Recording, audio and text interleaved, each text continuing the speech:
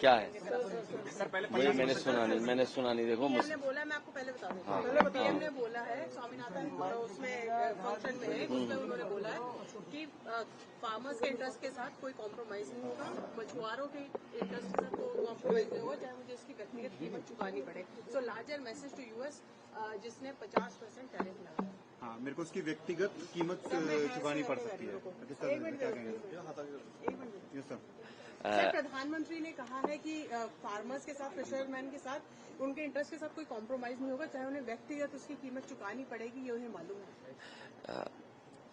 Bharatiya Janata party को ये बात 10 साल पहले सोचना था कि हमें अपने किसानों के हित के लिए, खेतीबाड़ी के लिए, दूध और दूध के बने हुए तमाम पदार्थों को लेकर के हमें हमेशा चिंतित रहना चाहिए और प्राथमिकता पर हमें अपने हर सेक्टर का ध्यान रखना है।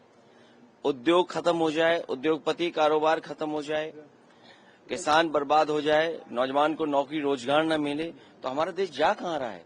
जो लोग ये दावा करते थे कि दुनिया में सबसे मजबूत रिश्ते हैं, कोई देश ऐसा नहीं छूटा होगा जहां पर भारत को सम्मान न मिला हो, उसके बाद आज ये कहना पड़ रहा हो सरकार को, तो ये बड़े दुखद है, क्योंकि हम फॉरेन पॉलिसी पर पूरी तरह असफल रहे हैं।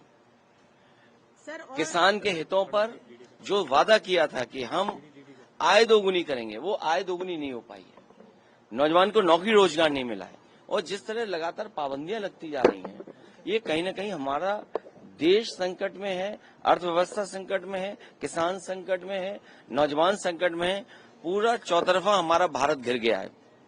सर, पर जिस तरीके से ट्रंप ने जब यूएस टैरिफ लगाया, उसके बाद जो स्टेटमेंट आई है एमईए की, जिसमें उन्होंने कहा है कि हम बिल्कुल नहीं झुकेंगे और थ्रेटनिंग टोन हमारे साथ काम नहीं करेगी, उसको आप कैसे देखते हैं?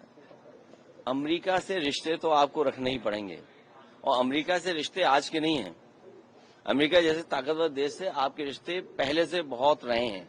उन रिश्तों को कैसे मजबूत किया जाए और कैसे बेहतर किया जाए, इस दिशा में काम करना चाहिए, और अपने हित, चाहे वो हमारे कारोबारी हों, चाहे हमारे किसान हों, उनके हितों में सोचना चाहिए। और फिर सोचने की बात तो ये है कि आज 11 साल सरकार के हो रहे हैं, आखिरकार ये कहना क्यों पड़ रहा है, क्या वजह क्यों कहना पड़ रहा है? बहुत सारे ऐसे फैसले हुए होंगे कहीं न कहीं कि आपने कुन कारोबारियों को लाभ पहुंचाने का काम किया हुआ सरकार ने, कहीं वो बात तो नहीं है? क्योंकि फॉरेन पॉलिसी देश के लिए बननी चाहिए थी, फॉरेन पॉलिसी में कुछ लोगों के हित नहीं साधने थे, शायद कहीं यही बात तो नहीं है, क्योंकि अभी जानकारी बहुत नहीं है, लेकिन मुझे उम्मीद है कि भारत दुनिया में सबसे मजबूत दिखाई देगा देश। सर, प्रधानमंत्री चाइना भी जा रहे हैं, तो हमारे डोवाल जी मॉस्को में है। अगर वो चीन जा रहे हैं तो हमारे मुख्यमंत्री जी को भी जरूर लेते जाएं, क्योंकि वो नाम बदलने में आसान है, वो नाम चीन का भी हो सकता है बदल दें। सर, उन्होंने कहा कि जी फॉर गणेश जी हमारे टाइम में, और अगर गलती से समाजवादी पार्टी सरकार आ जाती तो जी फॉर गधा, किस तरह से, क्या कहेंगे? जो जैसा पढ़ाई करता वही बोलेगा, जो जिसने जैसा पढ़ा होगा वही बोलेगा।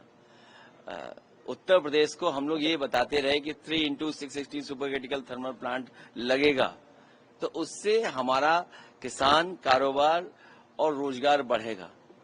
आज तक मुख्यमंत्री नहीं बोल पाए होंगे, और अगर वो चाहते हैं पढ़ाई बच्चे पढ़ें, गाफ और गरीब भी तो हो सकता है।